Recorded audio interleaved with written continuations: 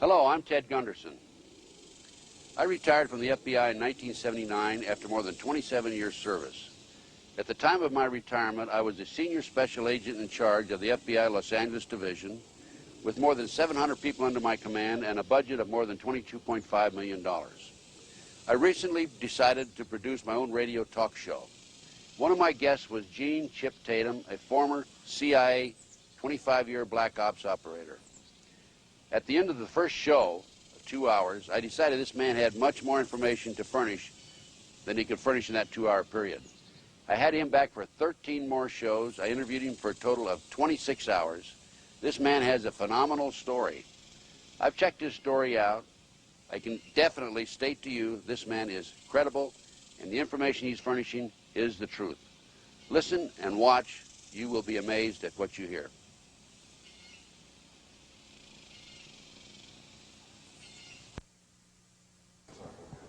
Hi, my name's Chip Tatum, and I'm an ex-intelligence officer for the United States government. 25 years ago, I started my service as a young airman in the United States Air Force. I went through Special Forces training as a combat controller and was subsequently sent to Vietnam. During my tour in Vietnam, I was recruited onto a team called Team Red Rock. The operation that we performed was Operation Red Rock. It was an operation designed to move Lon Nol, the premier of Cambodia, off of the proverbial fence and onto the side of the U.S. government.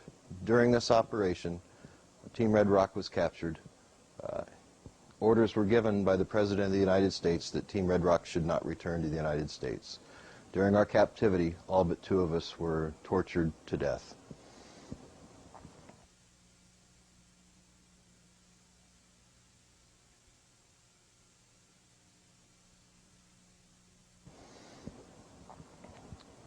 Following Operation Red Rock, I was debriefed by a man out of Saigon.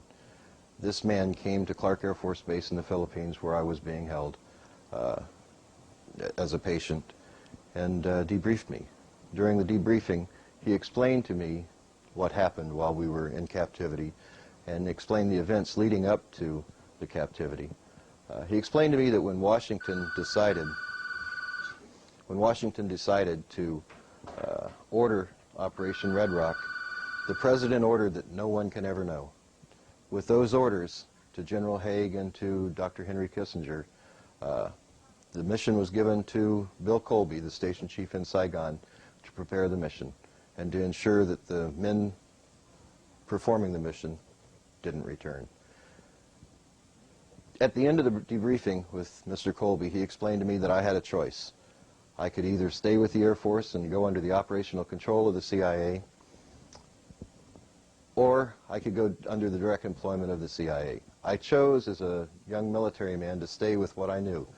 I enjoyed the Air Force, I enjoyed the camaraderie in the military, and I knew for sure that I wouldn't have to go back to Vietnam as an ex-prisoner of war. Well, I chose that route, and no sooner did I get back to the United States than I was turned around and sent back to the Southeast Asia area again. I moved in and out of Vietnam under the operational control of the CIA, attached to a company called Air America. My job was to jump into the area of downed Air American aircraft and communicate to move them out and extract them from the area.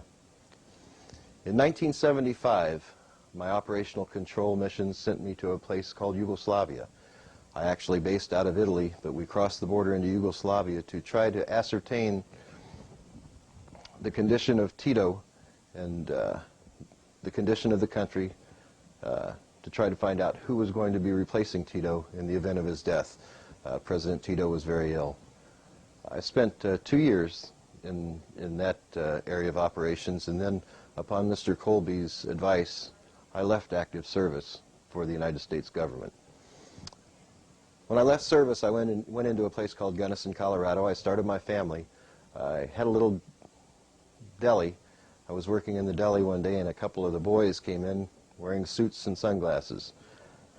They told me that the government needed me, and I was reactivated involuntarily to the United States Army this time. I was sent to a place called Fort Campbell, Kentucky. Fort Campbell was basing a new special operations unit The buildup of this unit was in response to our problem in the Iranian desert in the failed hostage rescue unit under the Carter administration. The year was 1980. The activation of me into this unit brought on an all-new meaning to me in the area of intelligence work. Previous to this time, although Team Red Rock was betrayed by the President in his orders that we shouldn't return, I found no other involvement of the government in misdeeds. However, from the day I joined Task Force 160 at Fort Campbell, Kentucky, until today, I've seen nothing but government corruption. He said, pending before this court, and I won't bore you with the first language. By the way, copies of this are available over in our booth 228. Pending before this court is the defendant's motion, blah, blah, blah. It says, he even goes on to say that he believes we probably can prove all this evidence. But here's what he says we cannot talk about. Any reference to the plaintiffs, that's me, plaintiffs' participation in programs, operations, or missions sponsored by the FBI or the CIA or any other agency of the United States government, covert or otherwise, as well as any organization sponsored by or aligned with the U.S. government, specifically including but not limited to any programs, operations, or missions conducted in southwest Arkansas regarding the training of Nicaraguan nationals, the funding and support for any functions involved in the Nicaraguan conflict, and any contact or communications with operatives, officials of the above-named agencies or organizations. Any reference to President or Governor Bill Clinton and or Hillary Clinton and the Mina Ornella airports. Any references to Barry Seal and any alleged drug smuggling operation or other references to the Mina Ornella airports or to a business relationship of Barry Seal and Dan Lassiter, Lassiter and Company, and the Arkansas Development and Finance Authority, parenthesis ADFA, ADFA, and ADFA's former director, Bob Nash. It is so ordered this 8th day of March, 1996. That was our lawsuit. And out the window it went, which, as I said in my letter as I filed it back to the court, what I found most interesting was this motion went beyond our lawsuit.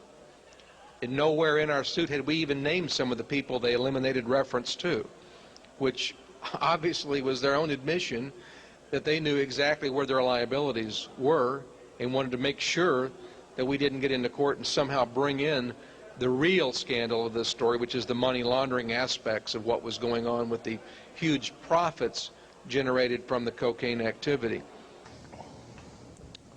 Many of you will wonder why I've decided to come forward today and how I can come forward as an ex-officer for the CIA, for the DIA, NSC, and let me explain that to you. I can come forward today because a federal judge has ordered at a federal trial that I was a defendant in, that the items that I wanted to discuss and present in my trial were not classified. And the reason he decided to do that is the last thing that that judge wanted to do was allow that courtroom to hear what I had to say. He had to, first of all, under the CIPA requirements, that's Classified Information Procedures Act of federal court, he would have to get security clearances for all of the jurors, for the U.S. attorney, and for my attorney, and all of the clerks in the courtroom. No, judges, although the judges aren't required to have that clearance, he would have had to have his staff cleared. The clearances presented a problem in that it would have delayed the trial several months, and they would have had to allow me bond of some sort at that point. At that point, I'd been held without bond because I was a flight risk and a danger to society. The statement made by the Federal Bureau of Investigation after arresting me was that I had traveled outside of the country. Well, of course I had. That was my job. So that made me a flight risk. Even though my family lived here, I was still a flight risk. So I was held in prison.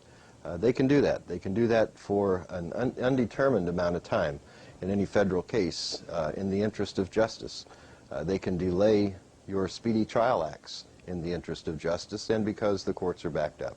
So everyone needs to understand that the federal court system is a very one-sided system.